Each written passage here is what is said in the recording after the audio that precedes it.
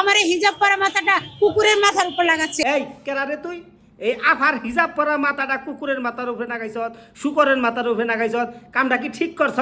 আফা ওটা আপনি মাইন্ড করেন না, হয়তো আপনার কাছে ওই ভিডিওটা পছন্দ হয় নাই। ভিডিও যদি ভালো করে না বানা হারে আমি ভালো দিকে একটা ক্যামেরা কিনে দিব, সেইটাতে ভালো করে ভিডিও করবো, আরো জানি চকচকা হয়। তো আপনার হিজাব পরা মাথাটা কি কুকুর আর শুকরের মাথায় নাগাইছে, নাকি আপনার কেউ গালি টালি দিছে? যদি গালি দিয়া থাকে তাহলে কি কয়ে গালি দিছে কোনছে দেখ। গ বলে ম বলে খ বলে গালাগালি প বলে খ বলে ম বলে গালি দেয়। আভা বুঝলাম না এই গালিটা কোন দেশের গালি, এই ভাষাটা বুঝলাম না। তো যাই হোক, যদি এই গালি আপনার কাছে খারাপ নাইকে থাকে, আরো ভালো ভালো গালি আপনার দিবার করো, এটা নিয়ে আপনি চিন্তা করবেন না। আর আপনার গালিটা দিব কে? আপনি তো ভালোই পর্দা মতো চলেন, তাই না আপা? এই যে আমার মাথায় একটা হিজাব আছে। হ, আপনার মাথায় হিজাব আছে।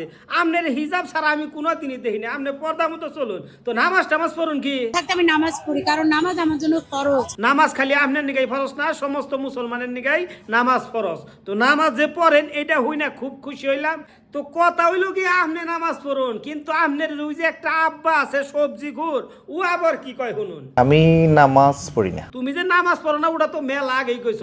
সব সময় সবজি টবজি খাও, ওইটা নেই তুমি ব্যস্ত থাকো। আল্লাহর সৃষ্টি সবজি তুমি খাও, তোমার সমস্ত পোলাহানা খালি তোমার পায়ে সাজদা দেয় আর খালি পায়ে বোধে চুম্বা দেয়। এত আরাম থুয়া তুমি নামাজে যাবা কে?